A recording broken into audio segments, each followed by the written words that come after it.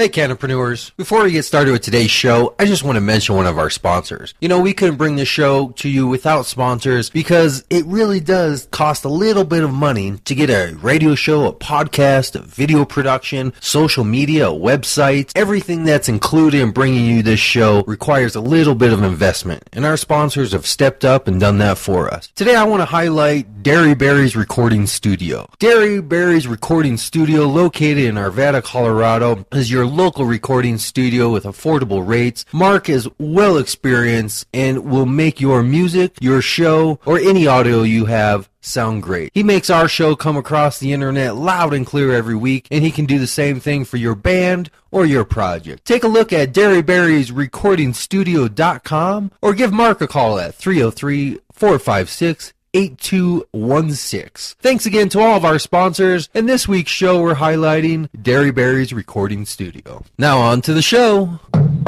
Open up, Colorado. It's 420. Time to grind and burn. This is not your son's stoner show.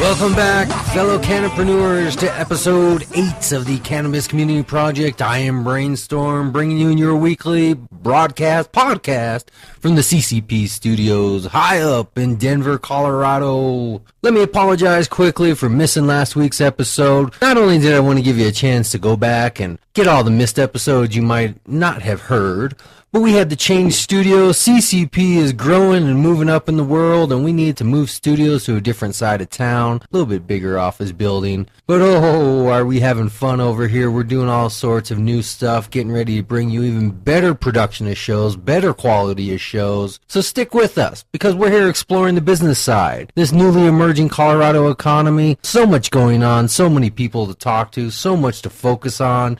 The business, the patient, the retailer, to the geek in the garage creating the next innovation in cannabis. Right here, this is the first media platform to help fellow Cannapreneurs build sustainable business models while living the lifestyle a little. Now, we know we're getting our reach out there. Just this week alone, I have had 3 people from outside of Colorado contact me. We had a Texan, Floridian, what do you call a person from Florida? Floridian, Pittsburghian? I don't know these names. We had somebody from Pittsburgh, Florida, and Texas contacting us, inquiring specifically about how to get involved in the show, what they can do where they are, how they can rebroadcast it. So I know our reach is getting out there past Colorado, but we need to set the standard right here. Show everybody how it's done. Do you have a business, an idea, maybe just some thoughts about cannabis that the world needs to hear about? Contact me. I want to hear from you too. I want to hear from you, your friends, your family, anybody that can speak my language, and I do speak Spanish a little, that has something to say. I'll get you on the air right here. Even musicians, that's right. We're going to have another musicpreneur show coming up in a week or two. But all I really want to do is just discuss the issues at the front of the industry. Everything from health, legal, food, music, growing, technology, everything you can think about in this growing and expanding cannabis community. There you have it. Let's move on now. You know where we at. Every show, we take a quick flashback memory relapse to last week's show, just so we don't forget about what we learned and what we talked about and all the great and cool people we met. Let's do the same thing this week. Last week's episode, as you'll remember, was Earl Riggs in the shop, learning about glowing glass and twisting glass and making colors and swirls and moving molecules. And then we were in the shop with, I guess, the greenhouse, with Joe Grow Flounder, seeing up close his operation, learning about lights and air filtration and trimming buds and drying and the whole deal. If you want to see what those look like, check out our Facebook page. We always put up the photos on our photo section. But let's take a quick listen to what we learned last time. Are you trying to blend strains? Yeah, seeing what happens to blend some strains. What's the light you have up top? That's a metal highlight, 600 watt, but it feeds the whole room. This is a lumina reader, so that it proves that closer to the light, you get more luminous. What's an lumina? Lumina is a count of light. Light what? How far light stretches. We're working on some new kind of nutrients. Dirt's expensive, hydro shop. How much are you paying for dirt? You can pay anywhere from $15 to $20 a bag. $30 per 3 months, so about $10 a month in just dirt cost alone. Light we have above us is running on this old school magnetic ballast. I'm going to tone this one down because you can get a suntan off this sucker. Look at that. Yeah, it's almost forcing me out of the room. Yeah, you got to put your sunglasses on to be out of this sucker.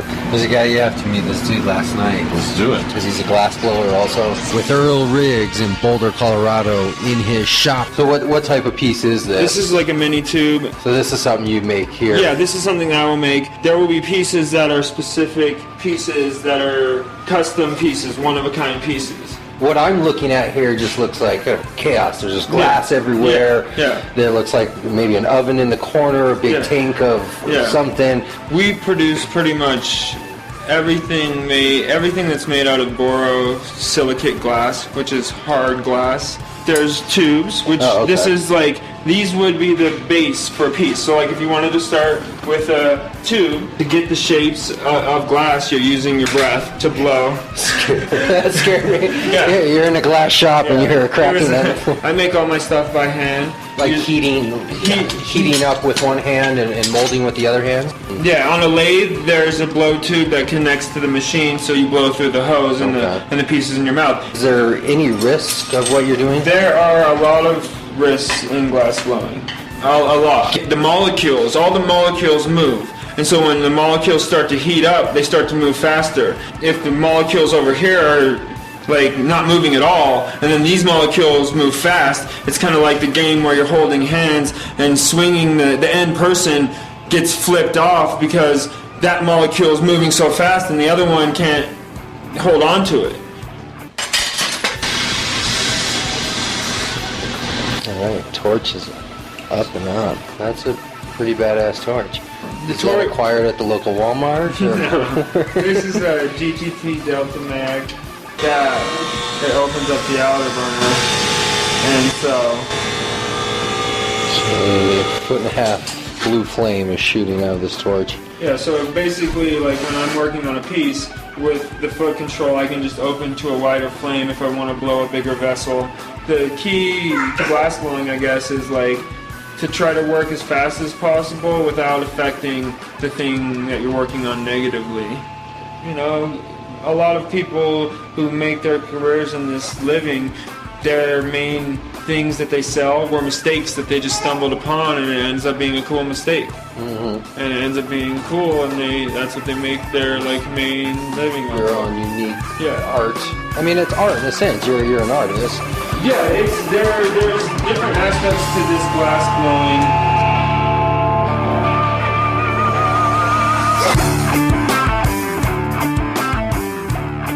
Well, there you have it.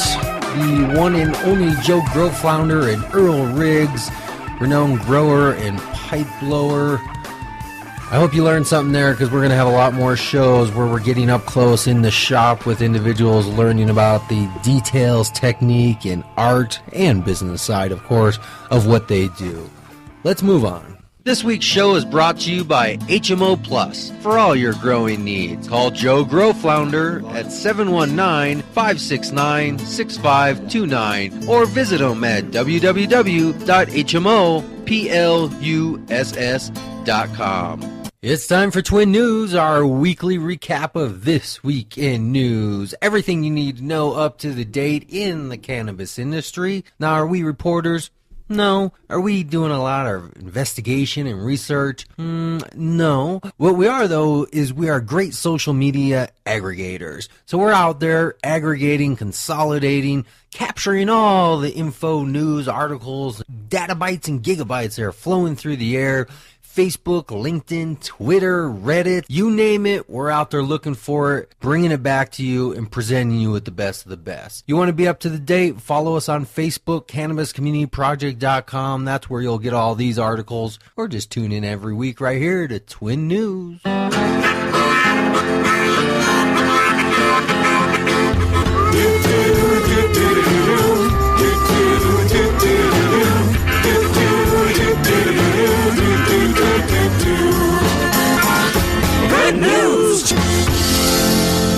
Let's get into it.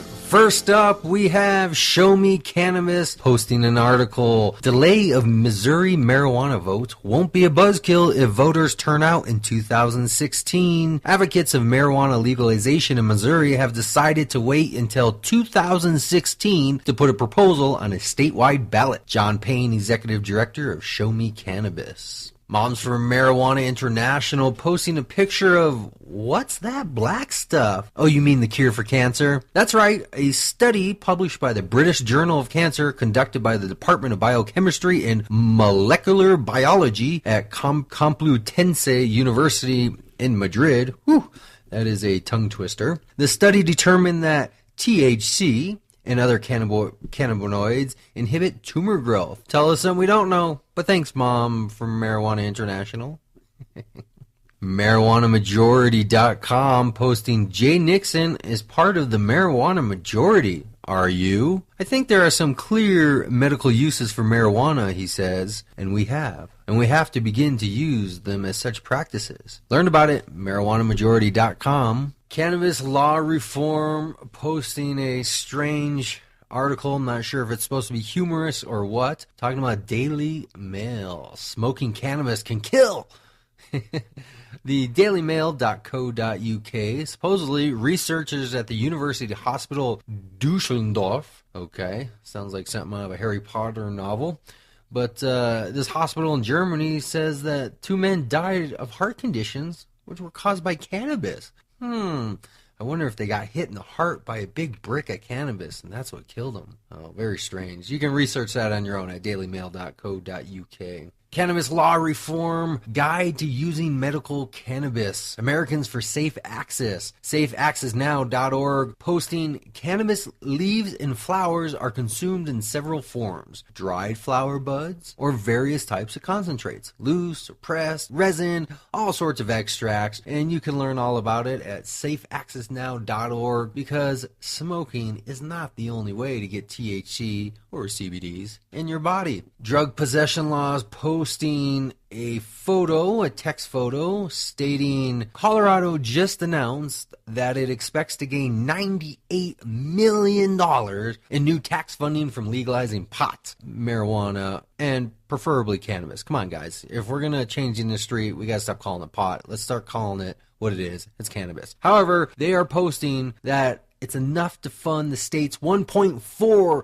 million free school lunch program for the next 70 years. Now, no pressure, but if you want to smoke, you could be feeding a starving child. I don't want to say anything that might be biased, but I'm just saying, there's starving children out there, and your smoking could help them. Weedist posting halfway through the 2014 session, Georgia's medical marijuana bill has a problem. It doesn't create a legal source of cannabis. Oh, you got to read this article, because this is very much the roots of what is going to happen over the next couple years. It's going to be history repeating itself.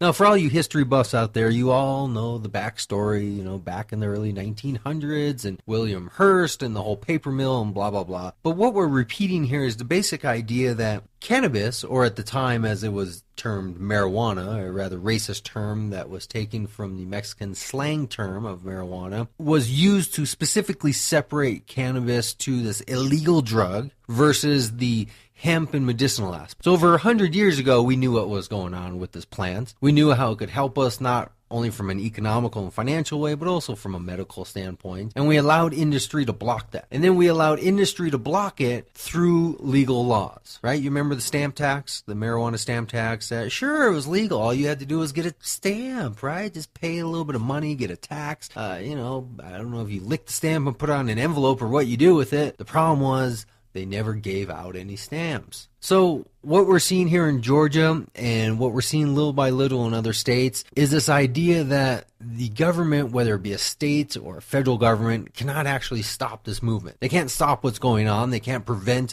marijuana from being used, and now they can't even prevent it from being illegal anymore. So the only thing they have left to control is the actual regulation. So what they'll do is they'll open arms accept it. All right, this is a very common tactic. Open arms accept it, publicly saying, of course, we accept it. It's legal. Here it is. Here's the process of what you can do. And then make the administrative bureaucracy and the process to actually obtain your legal rights so impossible through regulation that it actually cannot be implemented. And then when individuals try to exercise their rights, they're in violation of some type of regulation or policy. Not in violation of the actual law, because you see, they couldn't stop that. The people stood up, they moved, they got the laws changed. But the one thing they don't have control over is the implementation of the regulation. How those local governments or the federal government, the DEA, and all these de facto government facilities are actually allowing us to operate within the law. So what we need to do is not give up, not stop, not back down, not be beaten out by this psychological warfare that's an uphill battle. It's too much. They're too big. They're going to win. There's no point.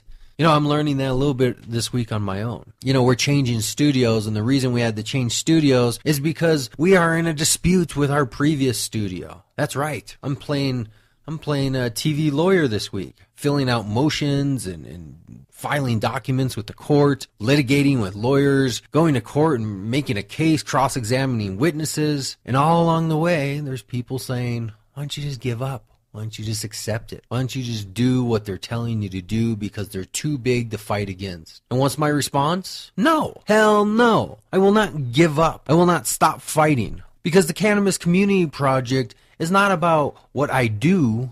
It's about a mentality of who I am. And when people come up against me and they do something that is clearly wrong, I have an obligation to fight even if I lose. And that's what we have to do in this industry. Even if we lose these battles, we have to fight.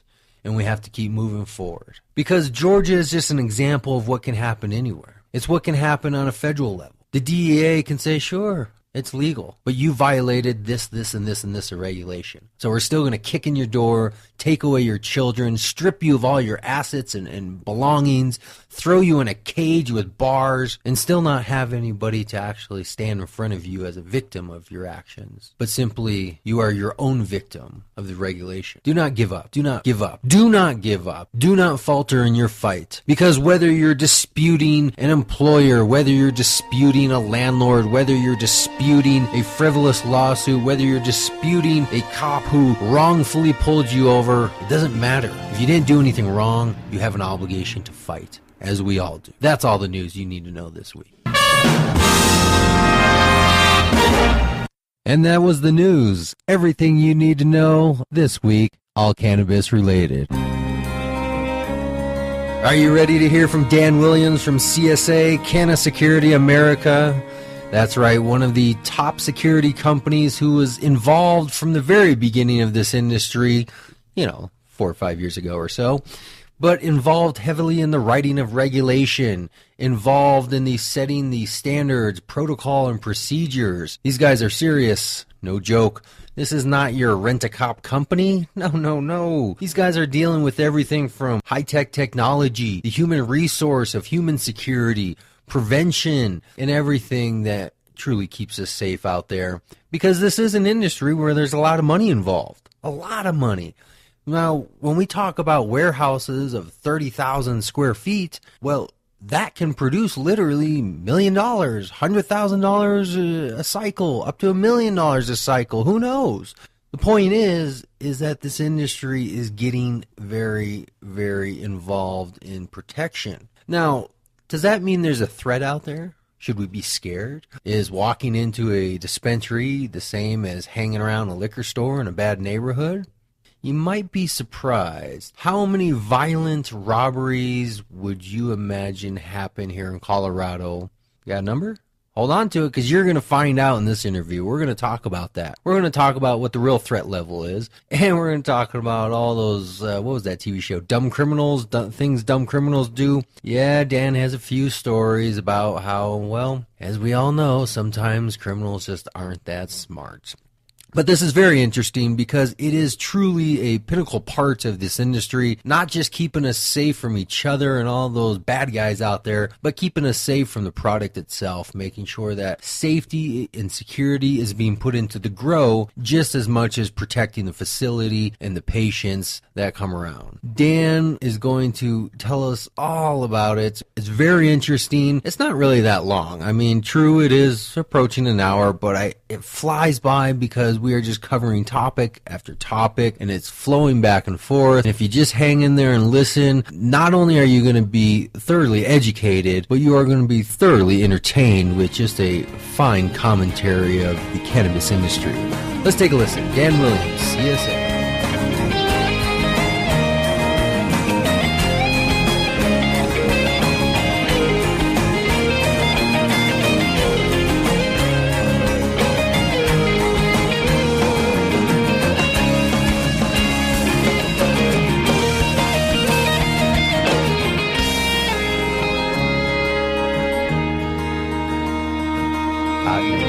We just felt it was overregulated.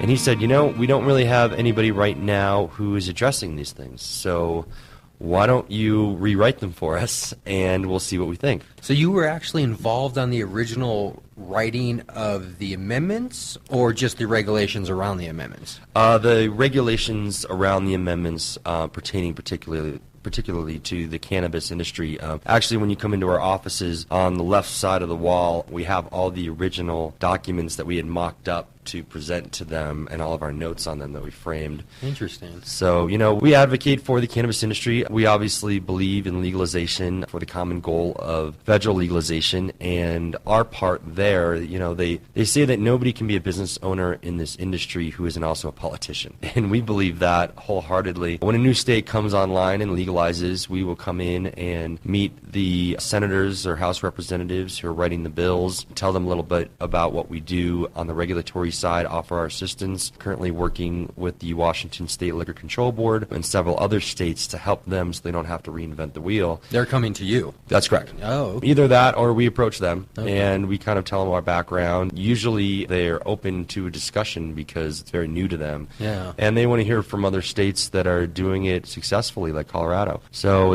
that's nice, because we can then turn around and say, we understand the regulations because we help write them. Yeah. Here in Colorado, we were able to get regulation down considerably from those $2,000 a plant type camera to $160 cameras that are placed in strategic locations, coming inside and outside of a door, or, to monitor traffic control. The DVRs, or the video recorders, they were mandating. We were able to offer solutions for that were more economical for our clients. This is a hard industry to jump into. There's a lot of upfront costs originally. We're talking about the dispensary part of it. Dispensary, or particularly the grow. You have these lightings, lots of lights, power ballasts, all the beds, obviously what you need to cultivate, and you're not going to see your first crop usually for 2 to 3 months. So it's hard to put all that money up front and then have to wait that long until you see a dollar be produced. Right. We're actually going to be offering financing plans starting next month for our clients, so they're able to pay for their systems over several months or several years. They're security systems. They're security systems. Okay. So not grow systems. Not their grow systems. But you do security systems for grow houses and greenhouses and grow rooms and the whole deal. Exactly. So we put in the camera systems, the alarm systems, door access systems, which are the ID cards to get into certain areas, things like that. And we also provide paperwork for the state for their licensing submission. And right now we have a 100% compliance rating here in Colorado, which we're extremely proud of, which means that all of the facilities that we've done, which are over 250 facilities now here in Colorado, have reached their licensing. And if they haven't, it wasn't because of security.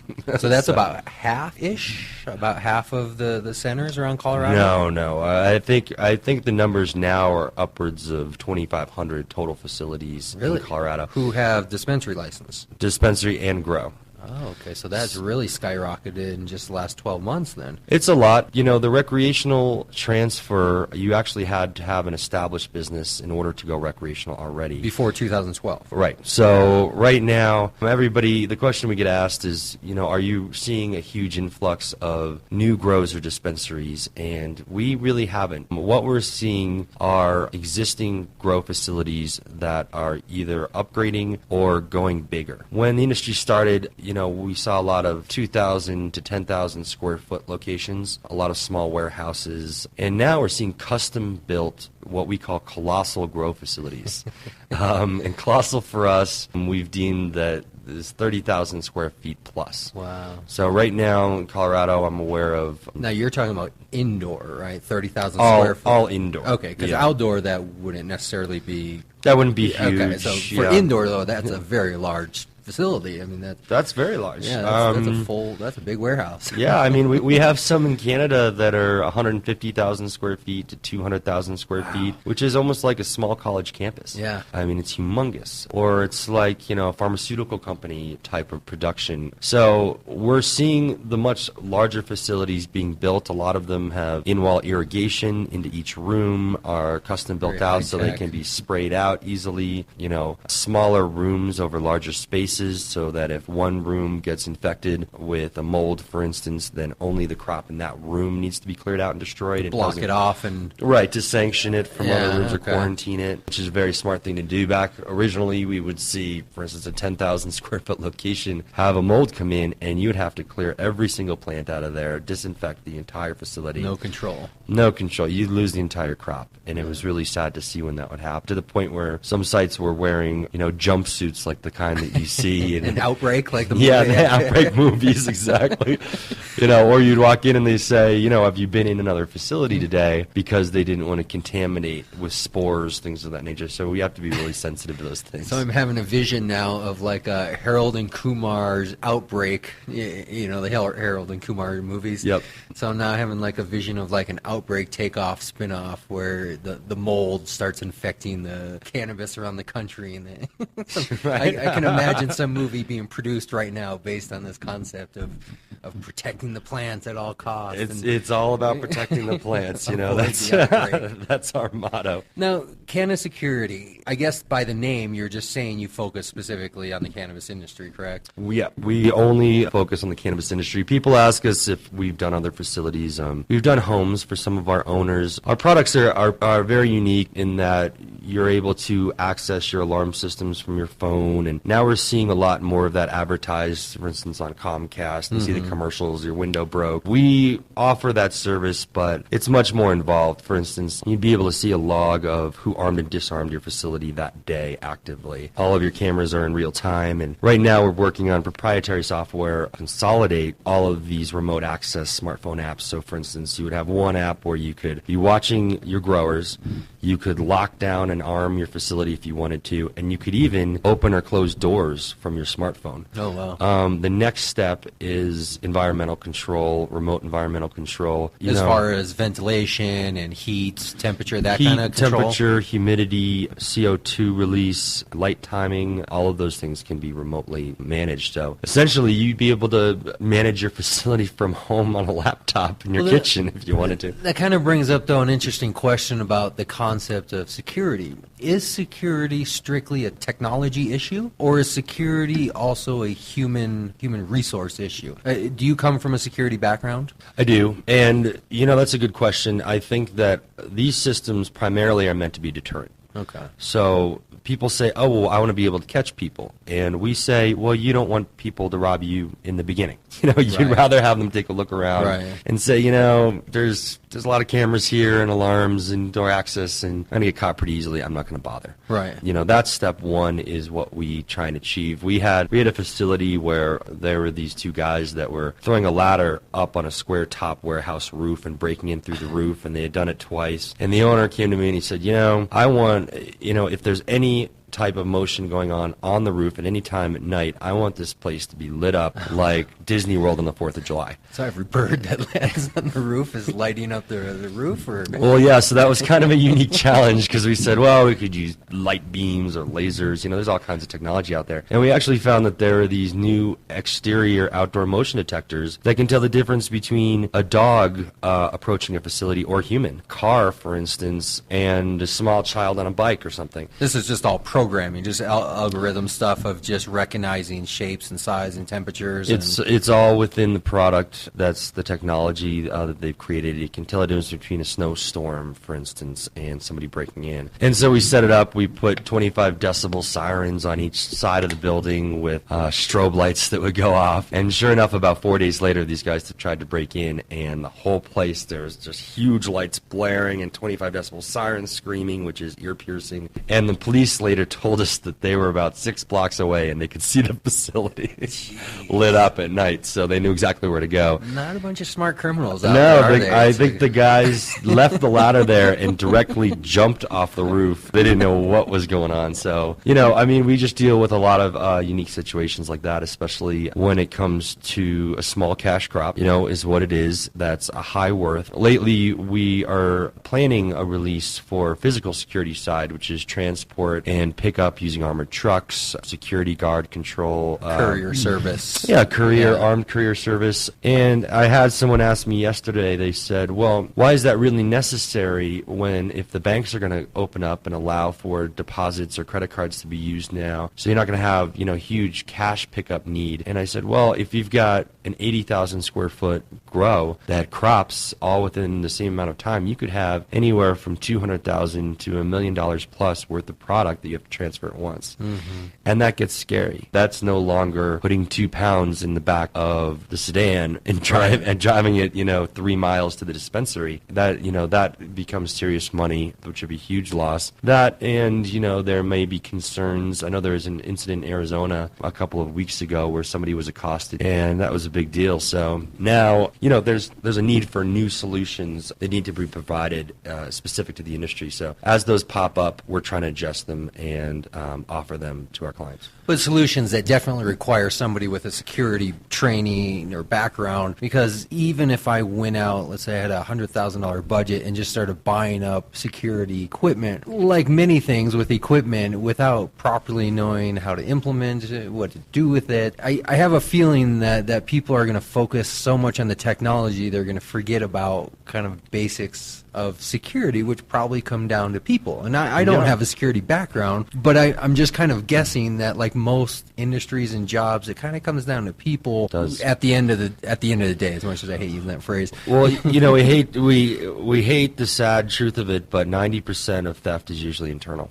And that's unfortunate. But that's within any industry. That's not specific to the cannabis industry. Anywhere where you have a product worth any value and you have cash transactions, that's going to happen. So, we try and come up with strategic ways to confront that and approach it. So, for instance, let's say that you have a grower operation and the front of the building is a dispensary. Our door access control systems, for instance, wouldn't allow the dispensary or bud tenders or employees to access the grow facility side. It would stay completely separate and vice versa, because there wouldn't be a need. Right. And so then when it comes down to accountability, let's say that you have a loss, you can rule out those 10 people, for instance, which actually they usually prefer because it protects them as well. Right. Well, that's the like if you ever watched the the Law and Orders and everything, that's always the line is, well, we have to rule out the family first. And right. So I mean, I guess if we're all TV lawyers and TV cops, that makes sense, because that's what we always hear, right? Take the people out of the equation first, the most obvious, get them out of the way, and then move on to the unknown. Or and it's all about having different phases of operations. So from the grow side to the crop, when you start to crop, then you trim, then you cure, and there should be different levels in there of traceability. For instance, when you are about to trim, you have 10 plants, let's say.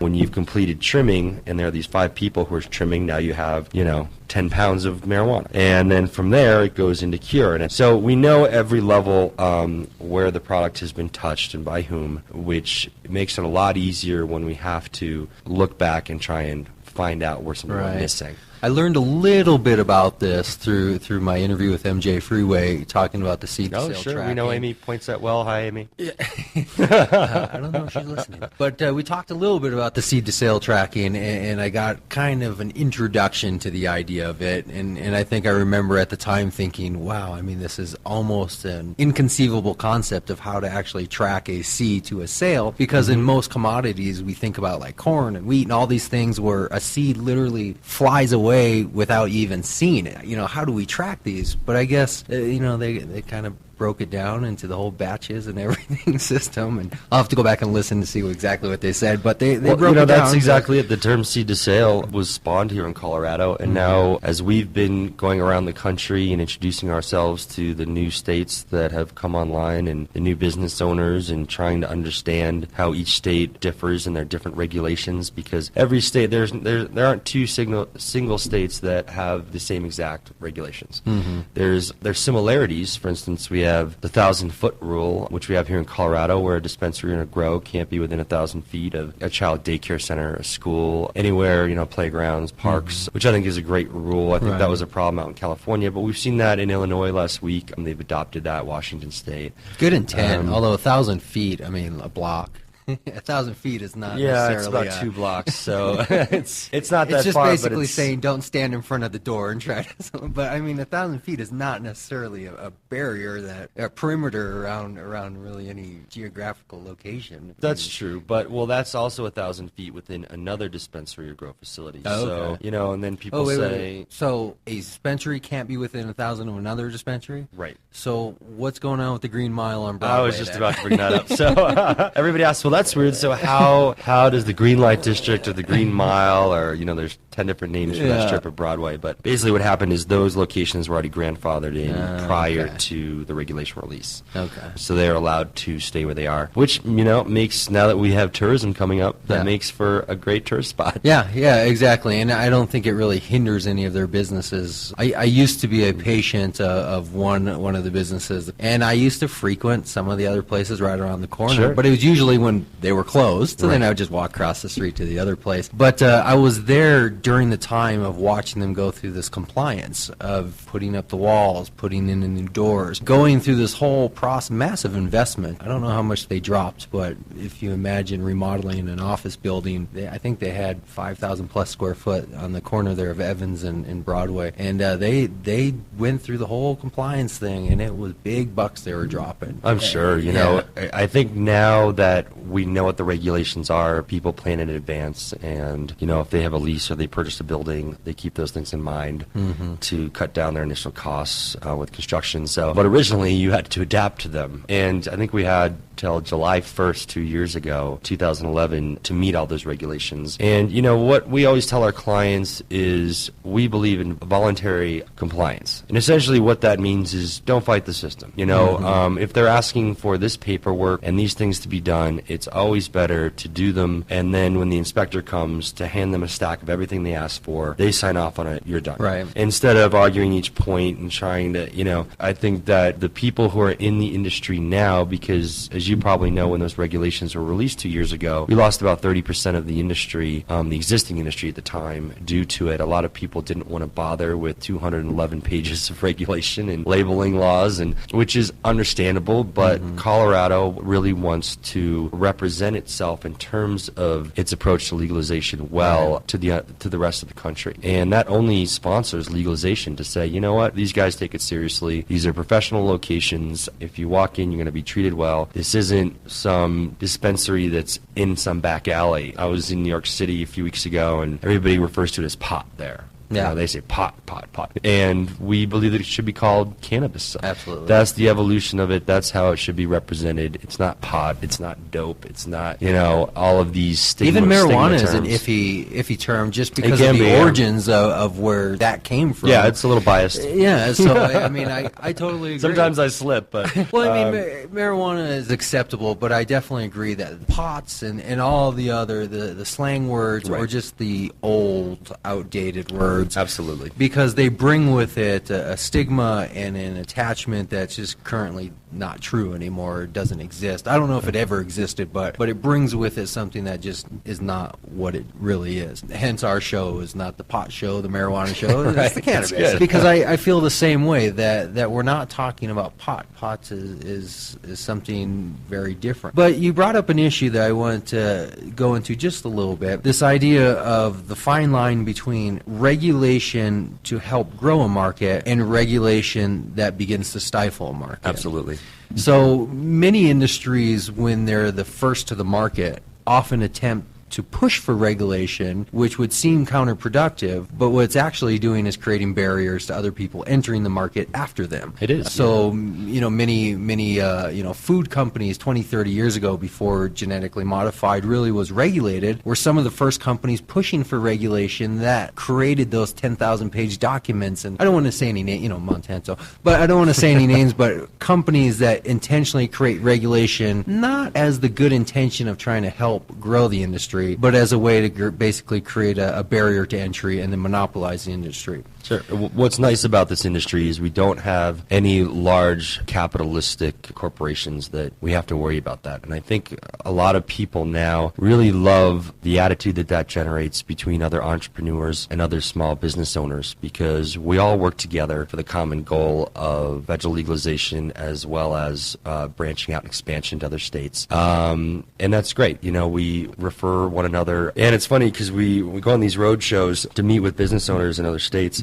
And usually we see the same small group of people there that we know and kind of say, how are you? And hitting the circuit. Yeah, just, and 2 years ago, 3 years ago really, when everything was so new, none of us knew what we were doing. It was all just, let's go out here, do the best we can, put our best foot forward, try and represent the industry well. And I think that other business owners in this industry are really pioneers. It takes a lot. The Department of Justice just released something several months ago saying that they were kind of going to back off Colorado and Washington and see how it went. And I know for a lot of us that was a huge sigh of relief because we do believe in what we're doing, so much so, like I said, we'll represent ourselves well, but there's always that overlying possible fear that federally it could shut down. And we have people in new states ask us if we think that'll happen. You know what? We're 20 states in. We've got Washington, D.C. I think once we hit that 25 state mark, there's no stopping it. Yeah. It's just going to keep going and become federally legal. There's no reason why it shouldn't be. When we have money from excise taxation going directly to education to help sponsor programs like sports, art, and music, which are the three departments that usually lose their funding the fastest, and culturally, I think, are maybe the most important. Yeah. It's hard to argue against that without being that guy,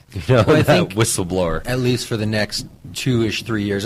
During this presidency, there's probably not going to be a lot. I think Obama's made quite a few statements over the years, and recently, just a few weeks ago, the Attorney General, Holder, I believe his name is making statements about how he believes the youth are being discriminated against, and pot is being used as the, right, I guess, the cause for that. So there's a lot going on, but what's interesting here in Colorado is our design is intentional. And I think from the beginning, people were thinking about these issues from the beginning. You mentioned a name at the very beginning, Cook. Matt Cook. Yep. Huge part in this whole thing. You're talking about the sheriff, right? Well, now, right. He was. Now, not the brother who owns all the property, but the other guy who's in the law enforcement? He was. Okay. Matt Cook now started Cook Consulting, and he is doing amazing things with the industry. How to control outsiders from entering, and how to, a lot of the 70-30 rules and the seed to sale. A lot of these ideas were,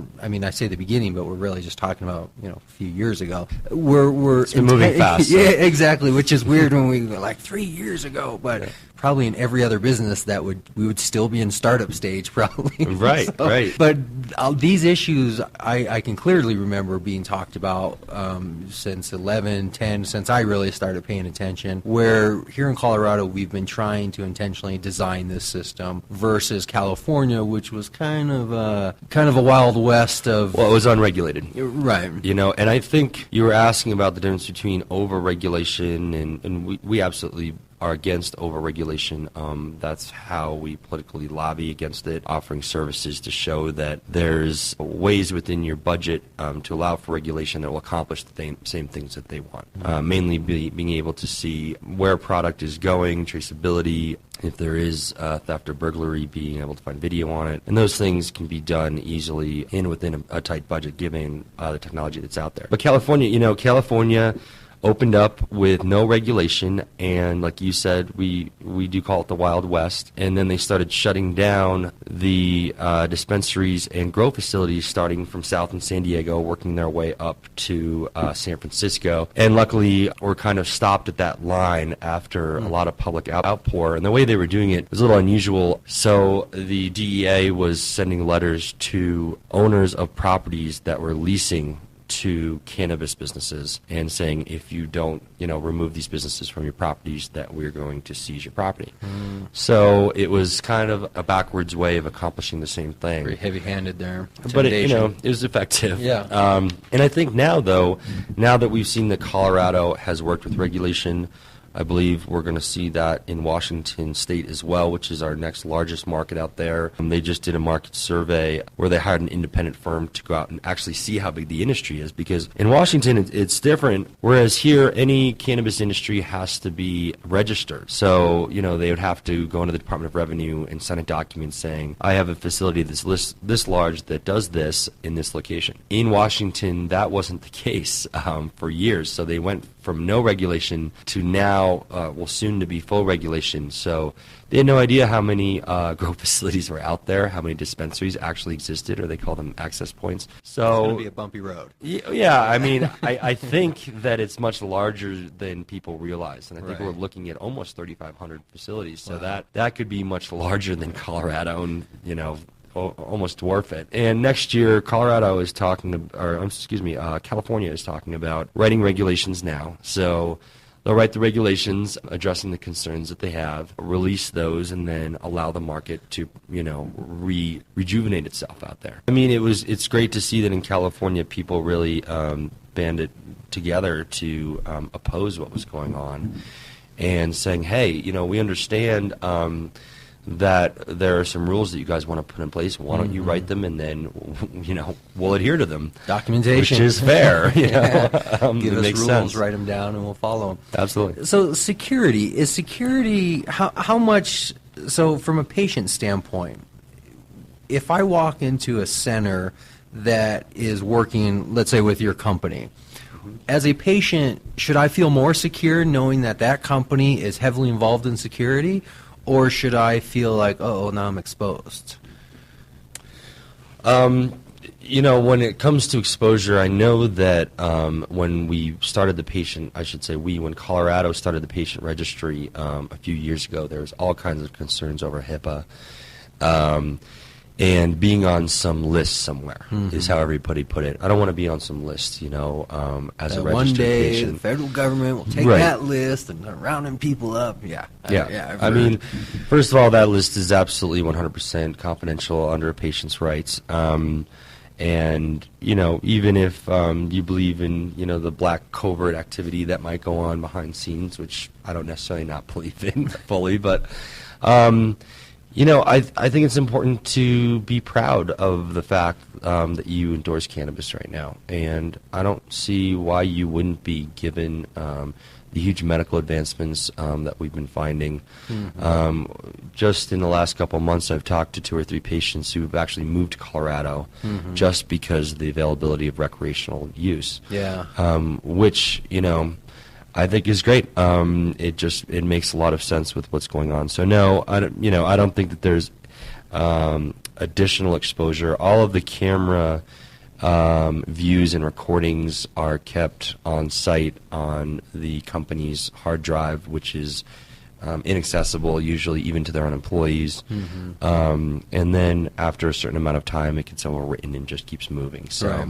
Yeah, I agree. I think it would be the equivalent. If I walked into a liquor store and I saw they had a well-run, secured operation, I would feel safe versus walking into a back alley moonshine shop and trying to pick up a box of... Right, so so the grass is always greener, right? So. Right. So, I obviously don't hide it too well that I'm a supporter, so I don't worry about it myself. But for other people out there, I think I would encourage them just the same, that you would probably want to go to a facility that is involved in security operations, that is involved in a seed-to-sale tracking, Absolutely. because that shows they're professionals and it shows they're trying to legitimately run a business, and it probably means you're going to be safer too. Well, and the other aspect of that is if you're looking at a well-run facility or dispensary that's very clean and has professional employees, then they're probably going to put that same care and attention into the way that they grow that cannabis. Security, we're talking about obviously from a violent standpoint, but security could also mean just a poorly constructed grow operation that is growing poor, moldy, infected stuff that they grind up and put into a brownie and then sell you across the counter in a little plastic baggie. And, I mean, that's also security in a different aspect. So not necessarily somebody running through your door and trying to rob you or employees trying to steal from you, but security is the product I'm buying secure. Absolutely. I mean, you're ingesting this product. Yeah. And I don't know about you, but I want to make sure that that I make sure, that it's done well and it's done in, with health concerns in mind. And back, several years ago, we would go into garage grows and you'd see different areas being separated by, an old sheet or something. And just, there were definitely concerns there over mold, like you mentioned. And I think now the facilities that we're seeing are very streamlined. They use the latest technology, high-level nutrients that are costly, and you see that in the product. So when you guys, when a company approaches you or you sit down with a company, and do you start with an overall evaluation of their security plan, or do you just start with an overall evaluation of their business and then narrow it down to their security issues? Well, it depends. So we have two kinds of new clients. The first would be an upgrade or takeover. For instance, somebody already has existing systems or an existing alarm and wants to switch over to us, either due to our pricing or our responsiveness, things of that nature, or it's a fresh slate. So they have a new facility. They want it to be done right the first time. We do a lot of cleanup work, and we're proud that people come to us for it. So if it's a new facility, typically we get a copy of their floor plans, and then we mock those up with the type of systems that they'd like. So we add alarm sensors, cameras, additional monitors in certain places, and we've gotten to a point now where we can look at a floor plan. If we have an understanding of what each room is going to be used for, where's the trim, where's the curing room, where's your flower, all of those things, we can mock it up, keeping in mind best security practices. So because each of those rooms would need a different type of setup. They do. For instance, one example of some advice we would give owners out there is your trim area is where you have the biggest loss. So what we've seen in the past is during the trim process is when you'll see cannabis get pocketed or thrown into somebody's socks. And so what we usually do is when the plants come out, we put them in a circle, and then we put the trimmers in chairs in a circle around the plants in an open area, and we have 4 cameras, one in each corner of the room. And the purpose of that is that we can see in front and behind each person and see exactly what is happening there with no bags sitting in the room, backpacks, things like that. Right. We had one facility where they had a wet vac, and somebody was putting stuff in the wet vac, and then they were throwing it in the dumpster at night. The guy would jump in the dumpster and get it out. Wow. Really, people will think of anything. Oh, for yes, and I don't even know how much they were getting out of that. Gold bars, maybe. Come on. It's a small amount can be worth a lot. So, another example is, let's say that you have a loading dock, right, in your grow facility, and that's where a truck would pull up and come inside. You'd load it with the product, and then you'd open the door again and drive out and deliver it to wherever you had to go. So what we usually do is sometimes people can be waiting outside of those docks. For instance, we'll put a camera outside, then we'll put a monitor in the inside of the dock. So somebody can walk up, look up at the monitor, say, okay, all clear, open the garage overhead door. Car comes in, they close it, they load it up, do what they need to do, they check the monitor again, or somebody continually watches it either way, and they leave. And it's little things like that that can really reduce risk, because the last thing we want to do is get into a bad situation. Right. And so by addressing those concerns in that manner, we hope to reduce that as much as we can.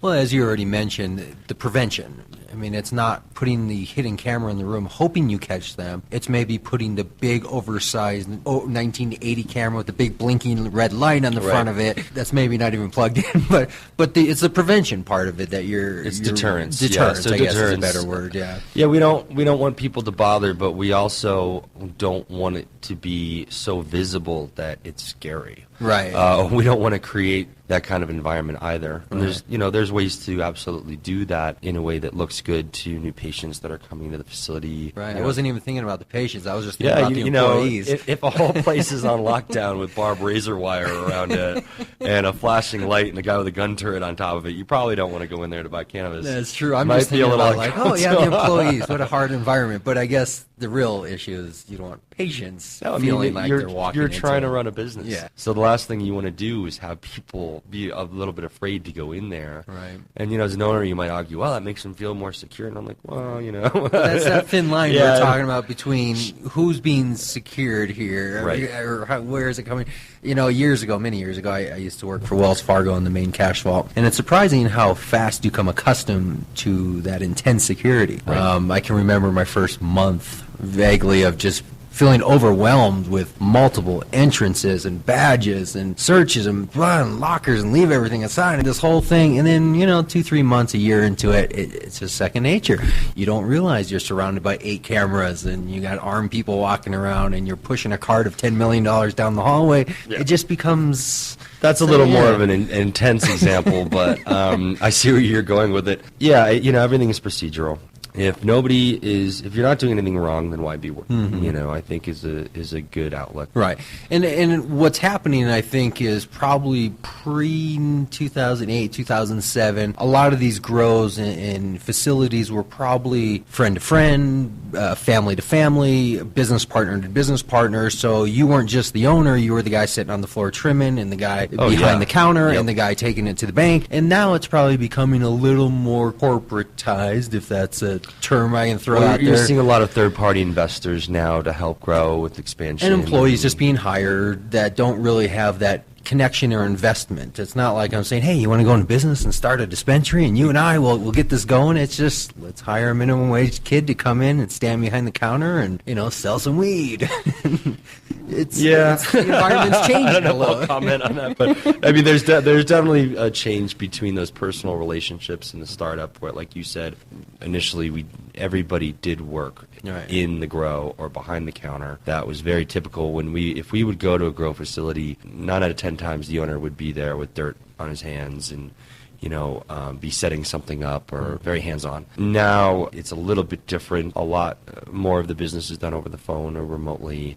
There isn't as much of a need to have meetings on site unless there's a concern over something, which is both good and bad. I kind of miss it a little bit, I like personal investment in an operation. I mean, feeling like you're absolutely. When we started the company, we were driving around in, I think, an old Subaru Outback or something with a couple of ladders and some wire cutters. So, we were running everything out of the first floor of my house, and the garage was our inventory. Subaru with ladders and wire cutters. You could have almost been mistaken With for the thieves. no air conditioning, by the way. There's no air conditioning in the car. So, if it was a hot day in the summer, oh my gosh. So, and doing sales calls as you're up on a ladder, installing a camera. I mean, that was what we had to do to get it done. And now that we've expanded so much, and thankfully we've had some really great clients that have been behind us, and so we're glad to have gotten to where we are now, and we're really excited about branching out to the rest of the country.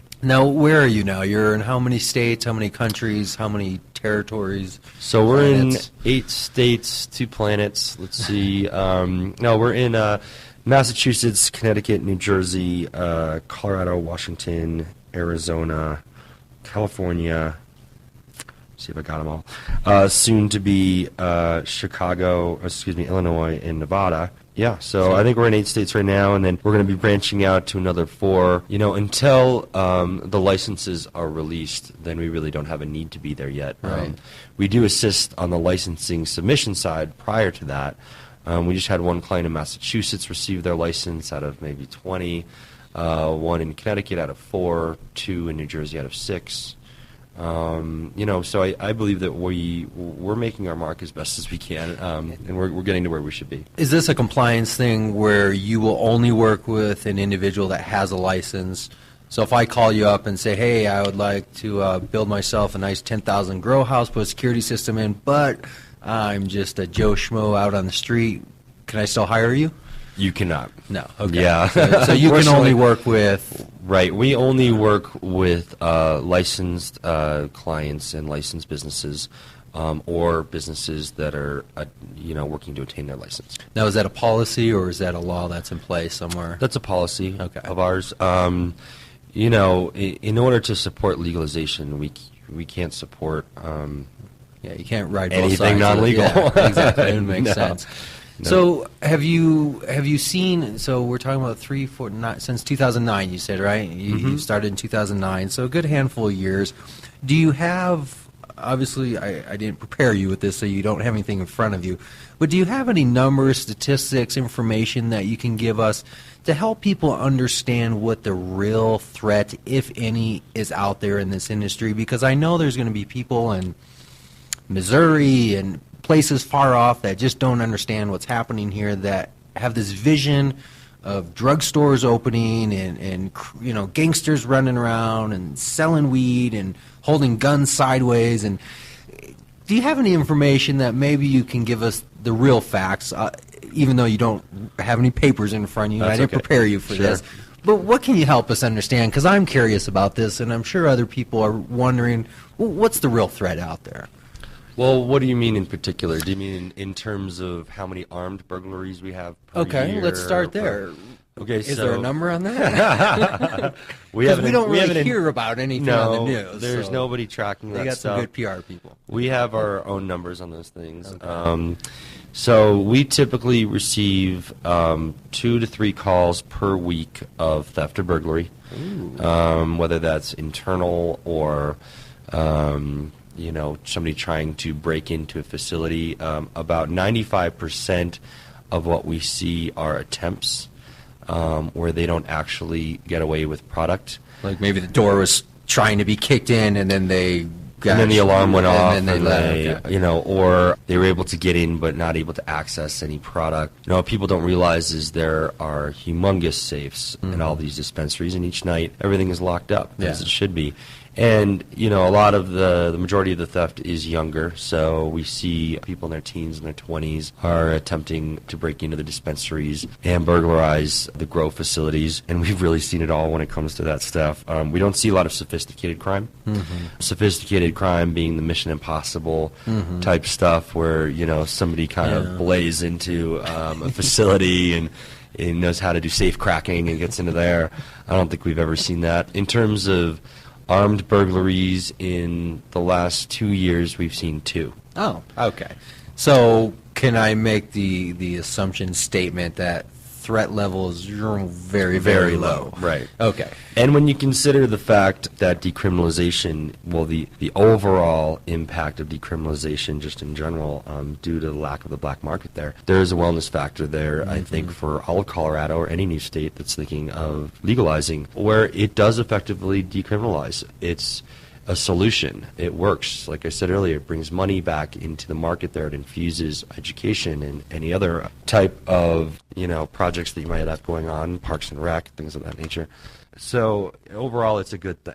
You know, And it really does stop the black market, because literally what is happening is there's no place to sell it anymore, because who's going to buy it? you know, it's a why bother effect. Exactly. You know, it doesn't make much sense when you can walk in. And, you know, there is such competitiveness now, especially in Colorado, that the prices have gone down a lot. Yeah, which is probably why we don't see the Mission Impossible crime going on, because even if you succeed, what are you going to do with it? What do you really gain? You're going to truck it off to some faraway state whose laws are still archaic, and people are dying to get their hands on marijuana out there. But even that, what's the real gain? I mean, this isn't... No, it doesn't make a lot of sense when you can simply walk in and purchase it at a low price, and that's kind of the idea. You know, it's funny, you were saying breaking in and, you know, pulling out a lot. We had a year ago these 2 kids who broke through a garage door. The way that people break in seems to go in different phases, which is kind of weird. For 6 months, we saw a pattern of people breaking in by smashing through garage doors. That was the big thing. So Like with their car? Just... Yeah, with their car, or, you know, with a sledgehammer or battery-powered sawzall, things like that. And then we started putting motion detectors inside the door, because what happened is they cut a big hole in it. Let's say the door had a sensor on it, so if you open the door, it would go off. But since there's a big hole in the center of the door, that wouldn't go off, so we started putting motions in. It was a laser brake type where only if it broke the only line. if the door went up would it actually do anything. And so then we had, the big thing was cutting through the ceiling. and jumping through the ceiling. You know, that was big. And then, of course, we had Windows was the first. Now that's why you see a lot of bars on Windows is because of that. So when they jump through the ceiling, what is their expectation of getting out? Like climbing back up the rope? Well, you're asking about statistics, and the funniest one is that 95% of the attempted crimes don't have any exit strategy. So kind of like investments. Right. So what happens is they know how to get in there, but then once they're in there, they're not sure what they're doing, and then they're not sure how to get out. Wow. I mean, we had a guy who tried to pull the Mission Impossible. Actually, he belayed into a grow facility with a duffel bag. He filled up the duffel bag, and then his exit strategy was to walk to one of the doors, which he believed would have an emergency exit bar. You know how they have the bars? Lock on the outside, and then you just push on the inside. And then you push it, and he's like, oh, and it's a warehouse-type place. This one place in particular didn't have those. And so he tried all the doors, and we're watching him on the cameras later, and you see him go to, there's only 4 doors or something, and realize that he just dropped himself into his own cage. And so the alarm had been going off, and you see him just kind of swearing and, in the center of the room. And then he just sat down on the floor, and he waited for the police to come. He knew there was nothing he could do. Well, there you go. So, that's what's the animal, the raccoon, that puts their hand in for the shiny thing, and then they get trapped because they don't know how to release their hand. Right. I forget what book it was when I read it as a kid, Little Dan and Little Ann. The book was about the dogs where they die at the end and they grow the fern or whatever. Where the red fern grows. Yeah, I think that was where the way he was catching coons was you put a shiny thing in a hole with a nail that goes on the side, and then once they grab it, they won't let go of the shiny thing, so they, in a sense, trap themselves, and all they have to do is let go, but they won't let go. And it's kind of that same situation. There's a lot of that mentality. Getting in there and then staying there because they can't find anything and just digging around trying to find something to make it worth their time. And that's what they end up getting caught for. It's just a lot of goofballs is really what it is. And so it's, And I think any crime, any industry you talk about, being young, possibly drunk, gather at least 2 or 3 of those combinations together with 1 or 2 other people, and you got a pretty bad plan being hatched. Sure, it probably sounds like the best thing at the time, but best laid plans. Right. So. I don't know. I mean, what are you going to do with it once you have it? Who are you going to sell it to? How much money are you really going to make? Well, I mean, there's so many things that now it would be equivalent to trying to, I don't know, steal a couple cases of beer. I mean, that's what it's like. I was going to say cigarettes. Let's and I was go like, well, in actually, and cigarettes steal are a couple expensive. cases of beer and try and sell them to your buddy or something. Exactly. I mean, who are you going to sell it to? High school kids? I mean, even then, they're probably like, no, that's right, I got my own at home.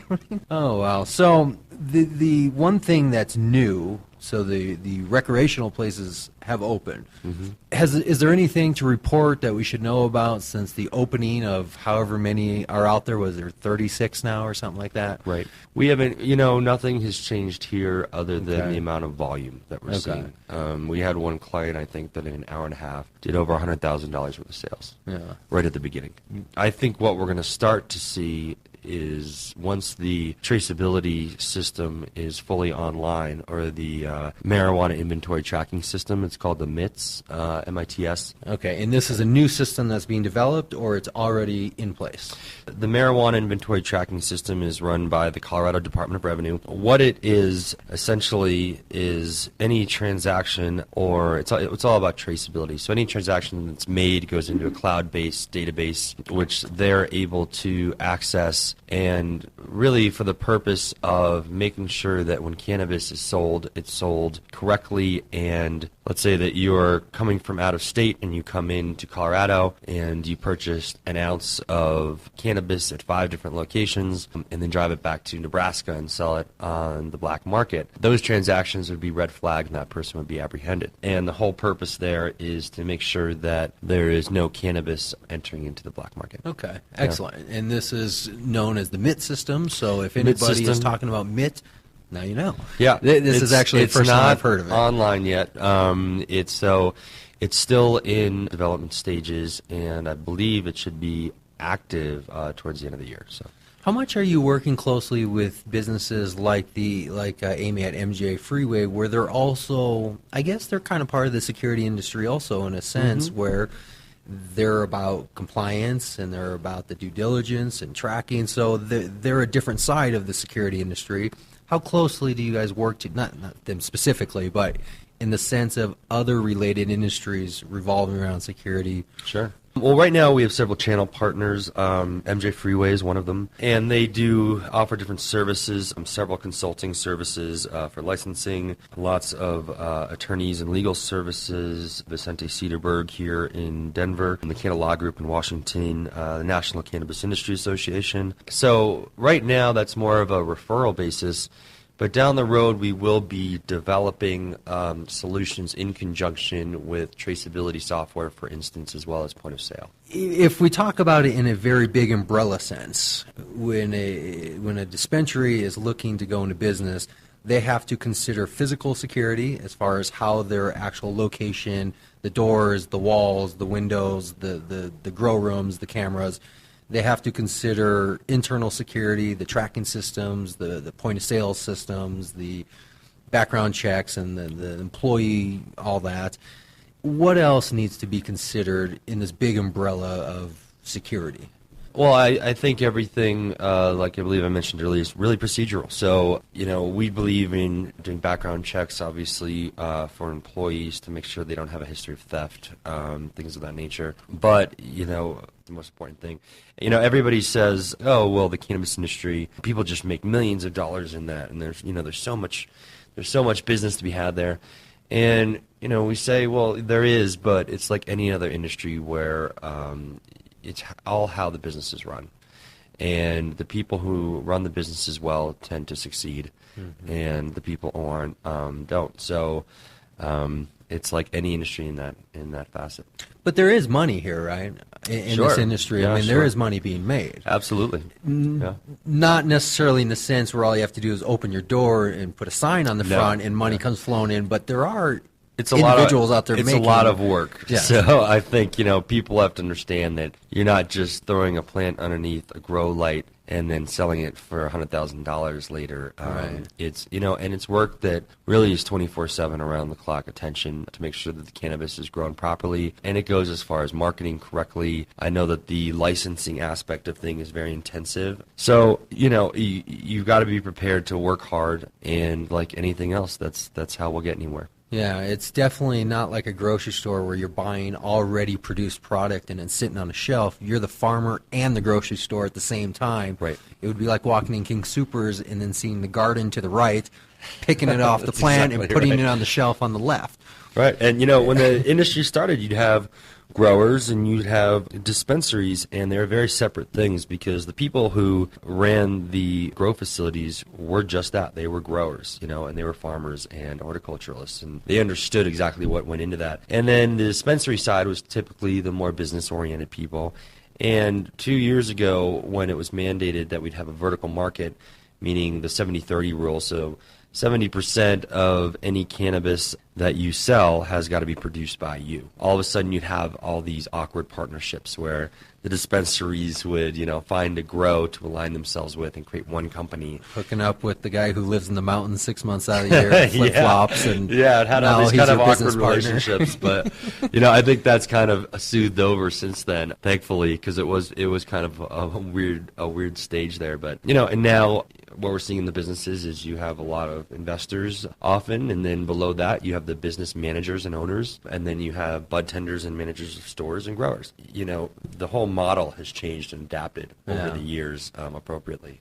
So it's been wild to watch. And I think for the best. I think for the best, I think yeah, for the absolutely. best. Because I kind of like the fact that I can walk out on the street and go into a store and make a purchase without really having to worry, without having to look too much, without having to jump on my phone and try to track down some obscure store somewhere, which is the reason why I say the recreational market is almost a disadvantage for me or for anybody who's a patient at this point, because why would you take a market where, would you say there's 2,500 some centers around Colorado and take that and put yourself in a market where there's 36? Right. I like the idea of freedom. I like the idea that if this place isn't open, I'm going to walk across the street. I don't like the idea of going, oh man, there's 36. Where are they at? Now I got to find them and track them down. Well, I think we're seeing that a lot of the recreational purchases are out of state. Yeah. So Tourism. and tourism, and yeah, Which, and we knew that would happen, and it makes sense. What do you think is going to happen over the next 18 months with recreational stores? Are they going to continue to grow and turn into this behemoth business that actually takes over the entire market? I only see it getting bigger. Okay. Right now, we have 36 recreational locations that are open, but we don't have the support companies opened yet. For instance, the actual tourism companies that are just starting up, which make it easy for people to jump online and sign up for a package deal and stay at a hotel. And then, some of them I was reading about, one of the tourism companies here, where they drive you around an Escalade and they show you, Take you to the facilities. mountains, they talk to somebody. I mean, really facilitating and promoting the industry, that's where everything is leading. And if we're going to ask ourselves, do we really see cannabis consumption as a fad, which I think is the overall market question there? Right. Absolutely not. Well, I don't think it's a fad. I think it's a basic issue of, is it actually bringing new people into the market, or is it just allowing those who are already in the market to just expose themselves? Well, I think it's the latter. Yeah, because we're going to have new people, tourism, but I'm kind of on this idea that if you were smoking before, you're probably going to continue smoking. Right. If you weren't smoking before, maybe you might Krispy Kreme it. You might, might Well, go we're and try a seeing donut or some two. Some people who are smoking before, now that it's legalized, not smoking anymore. Oh, that's good twist of there's irony there. there's no fun in it anymore. I can go to the store down the street, so what's the point now? Right. And I've actually noticed that quite a bit, or talked to people about that. I don't really smoke anymore because now I can just get it there, and there's no fun there. Oh, okay. I guess if that's what you're going for the danger aspect. Well, who of being knows? A rebel. Well, we're all human, so we all have different reasons. But what's even more is just how I don't think people really understand when we talk about money in cannabis what we're talking about, because if I can just do basic math, they're selling on average, and again, I haven't personally bought from a center, so this is what they're reporting, the news, is that they're selling ounces for close to 400. Well, you're just talking the recreational side? Oh, okay, yes. That's right, because I'm still in my so Krispy Kreme got, thing with right. So eighths are, about $60, right, and then and then we about have 400, 25. So if we just do basic math, 400 times 16, 6,000 some? Am I doing okay? 6,000 divided 640. Is that divided by a million? Is that $1 million? I don't know. The whole point. You got me at the end of the day now, so. The whole point is, though, if you take $5 million and break it down to $400 ounces, what we're really talking about is maybe 1,000 pounds, 1,500 pounds or so. Okay. But it doesn't take a lot to add up to $5 million.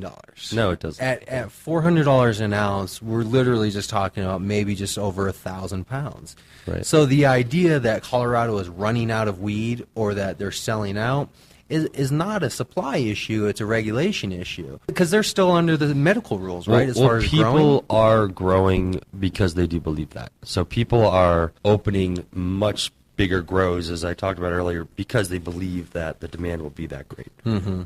Well, we'll see. Yeah. I don't know. I'm gonna stick to my idea that if you were smoking before, you're still smoking. If you weren't smoking before, regardless of trying it, you probably will long-term not be a smoker if you weren't a smoker before. Tourism is where we're going to see the increase, because that's going to be the people who do smoke but not in this state. So they're going to come here and give us their money and consume our supply. But I think we have more than 1,000 pounds of cannabis in Colorado. I'm just taking a guess, but I think we have more than 1,000 pounds. In the 6 square blocks. Exactly. Well, Danny, it was great talking to you. You as well. I mean, I'm always interested in business, but I'm even more interested in this business of cannabis. And when I get the chance to talk to somebody who's kind of in a unique market, because you're not a dispensary, you're not a grower, you're a security company, but definitely a big part of this industry, and probably an increasingly bigger and bigger part. So this is going to be a conversation I think other people are going to be tuned into, just to hear what's going on out. Because the interviews I've had with growers, I think people have a good idea about growing.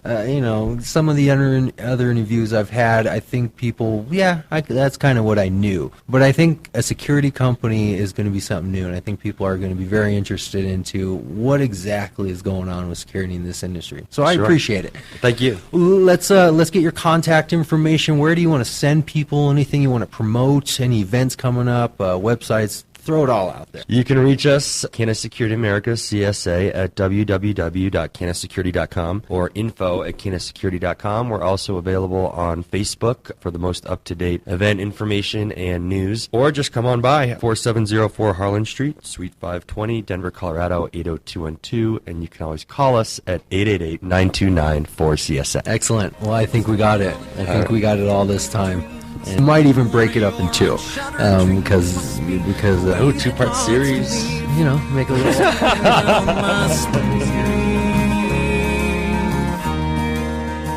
Must be the gravity.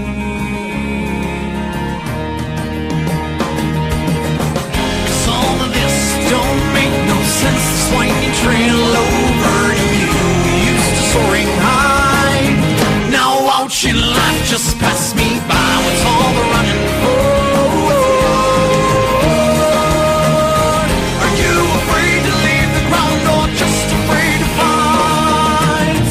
That you've flown before but not with me. And their sight from ground is crazy. But it's just time before we tumble back to ground. Well, there you go. Dan Williams, Canna Security America, one of the first security companies to be interviewed on CCP, Cannabis Community Project. We're going to have more companies like Dan. We're going to have more dispensaries. We're going to have more growers. We're going to have more innovators, people tinkering with technology, people working in this industry, around the industry. We're going to hear about it all. So all you have to do is tune in, and every week you are going to little by little learn how you can either be involved yourself or just be very educated about what's going on here in Colorado. Now, I'm not going to take up too much more of your time because this was a long show, so let's just get to the basics. Follow us on all the social media where we are. Facebook, that's where you need to find us. CannabisCommunityProject.com. You can also get us on Kush Common and, of course, Google+. Make sure to check Spreaker, iTunes, even YouTube, SoundCloud, any media platform that you use or prefer to use to hear our show. Share it with a friend. Make sure people are listening, because only with your support are we going to make this thing grow. Now, this is not a stoner show, so I want to hear from you. I want to know, what do you actually want to learn about in this industry so I can go out and find those people. I don't want to talk about strains. I don't want to talk about getting high. There's already too much of that going on out there. What I want to talk about is how to be in business, how to take former individuals who had barriers because of this business or because of the use of this product, who could not be employed, who would be at a Conoco, at a Burger King, working a minimum wage job, now have the chance to be in business. That's what I want to talk about. And that's what you're going to hear week after week. Join me, grind and burn. See you next week.